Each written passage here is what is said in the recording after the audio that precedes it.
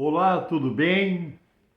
Estamos aqui para mais uma reflexão sobre um texto da Palavra de Deus, uma passagem bíblica. Fazermos um comentário, analisarmos juntos sobre os ensinos do Senhor Jesus. E a passagem que eu quero comentar com vocês está registrada na Bíblia Sagrada, no Evangelho de São Marcos, capítulo 10, versículo 17 em diante, que fala sobre o jovem rico, o mancebo rico. Diz o seguinte, versículo 17 do capítulo 10 do Evangelho de Marcos.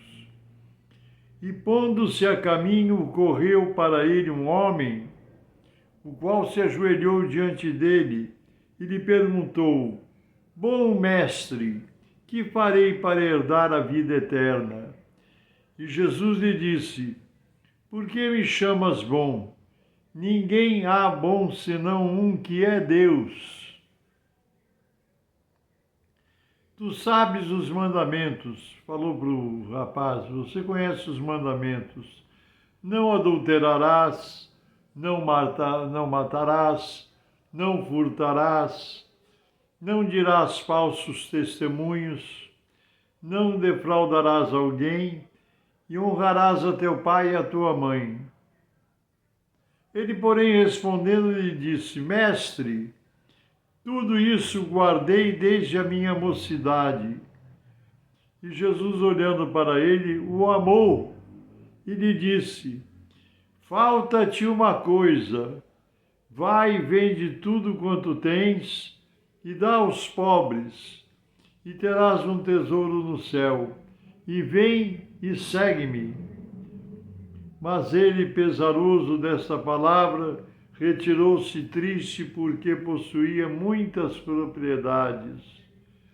Então Jesus, olhando para ao redor, disse aos seus discípulos: Quão dificilmente entrará no reino de Deus os que têm riquezas. Eu sei que provavelmente a maioria das pessoas a quem eu estou dirigindo essa palavra conhecem esse texto, essa passagem da vida de Jesus, quando o Senhor, em certa ocasião, como está narrado, aproximou-se dele um jovem, um homem novo ainda, né? Chamou-o de bom mestre, né? E Jesus replicou dizendo que bom era Deus. E ele fez uma pergunta a Jesus: que farei para herdar a vida eterna? E Jesus citou alguns dos mandamentos, né? Não adulterarás, não furtarás, não dirás falso testemunho, né? Honra teu pai e a tua mãe. E aquele jovem, né? Certamente que tinha um sentimento de amor a Deus, de respeito a Deus, aos seus mandamentos, aos seus ensinamentos, ele disse para Jesus, alegre, contente, ele disse: Senhor, eu tenho guardado todos esses mandamentos rigorosamente desde a minha juventude, desde a minha mocidade, desde que me conheço por gente, eu tenho guardado esses mandamentos, né? Jesus disse: mas falta uma coisa para você. E ele ficou espantado, né? E queria saber que coisa é essa que faltava para ele poder herdar o reino dos céus, poder ter a aprovação de Jesus de que ele iria para a eternidade salvo diante de Deus.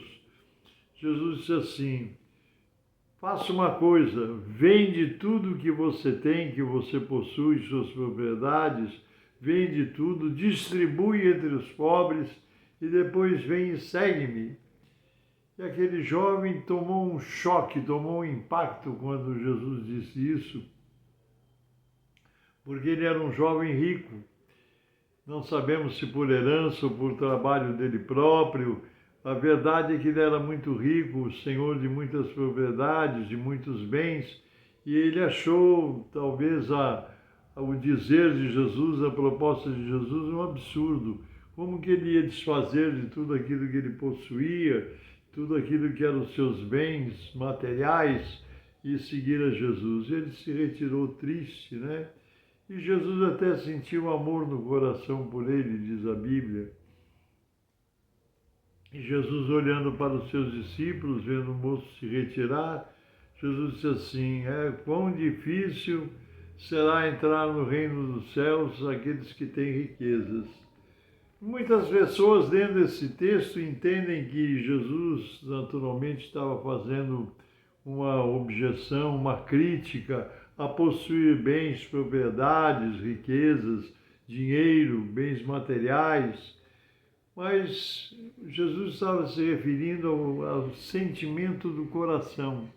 Há pessoas que podem não ter dinheiro nenhum e ter o coração carregado de riquezas, porque riqueza é tudo aquilo que detém o nosso sentimento, o nosso amor profundo a alguma coisa.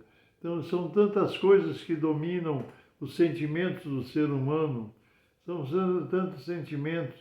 Por exemplo, há pessoas que, naturalmente, endeusam o dinheiro, fazem do dinheiro o seu bem maior. Outros, às vezes, é um esporte, um determinado esporte, a cultura, o corpo, né? Pessoas que se dedicam a fazer uma academia para ter um corpo escultural. Outros torcem para um time, um determinado esporte, e aquilo domina as suas emoções, aquilo domina os seus sentimentos, né? Isso é muito perigoso, porque o nosso sentimento maior, o nosso sentimento principal deve ser o nosso amor a Deus. Para nós amarmos ao Senhor Jesus, como a Bíblia nos ensina, nós temos que nos despojar, nós temos que oferecer a Deus o nosso sentimento maior, a nossa atenção maior ao nosso Deus, porque Ele é o Senhor da nossa vida. Ele é o Senhor da nossa vida, Ele é o nosso Salvador, o nosso Redentor. Então nós temos que dedicar a Deus a nossa emoção maior, o nosso amor maior, o nosso sentimento maior. Qualquer outra coisa que ocupe esse lugar ou se equipare é errado, porque aquele moço não pôde seguir a Jesus porque ele estava preso aos seus bens, àquilo que tomava conta no seu coração. E Jesus disse assim: vende tudo que tens, distribui aos pobres e vem e segue-me. Ele não podia seguir porque ele estava preso a outros compromissos, ele estava preso a outra situação. E muitas pessoas não podem seguir a Jesus adequadamente porque tem o seu coração preso a tantas coisas, a tantos sentimentos, a tantos amores, né? E Jesus aconselhou aquele moço a se despojar, se desfazer de tudo que ocupava lugar no seu coração, num lugar de Deus. O lugar que pertencia ao Senhor estava sendo ocupado por outros sentimentos, por outras emoções. E é isso que é a lição que fica para nós desse texto que nós lemos, que nós estamos comentando, que o nosso coração não pode estar ocupado por sentimentos, emoções, amores, atenções que tomem o lugar de Deus, tomem a atenção que nós devemos ao Senhor, nosso Deus, nosso Criador e Salvador. Quando a palavra de Deus nos diz, lá em João 3,16, o Evangelho de João, capítulo 3, versículo 16, que Deus amou o mundo de tal maneira que deu o seu Filho unigênito, para que todo aquele que nele crê não pereça, mas tenha a vida eterna, demonstra a doação que Deus fez, a dedicação maior de Deus, o seu amor por nós.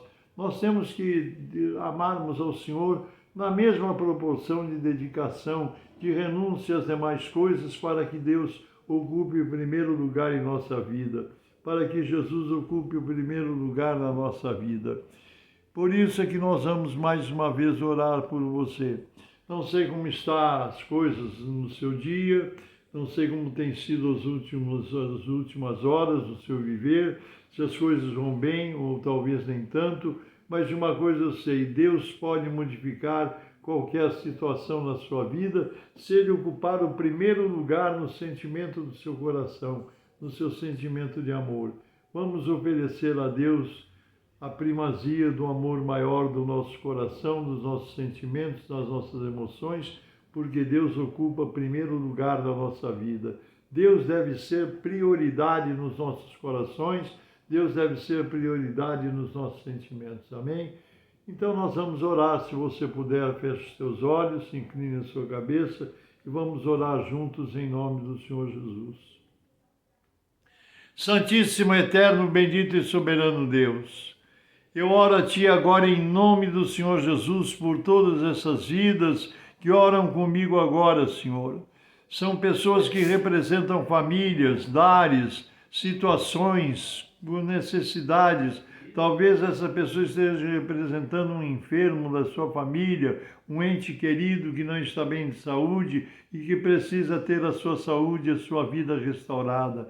Senhor, nós sabemos que Tu és um Deus de milagres e de poder. Por isso eu te peço, em nome do Senhor Jesus, estende as Tuas mãos, toca nessas vidas, alcança esses lares, essas famílias e abençoa pelo poder do Teu Espírito, porque eu oro a Ti agora, confiadamente, em nome do Senhor Jesus, pelo poder do Teu Espírito e para a Tua honra e glória.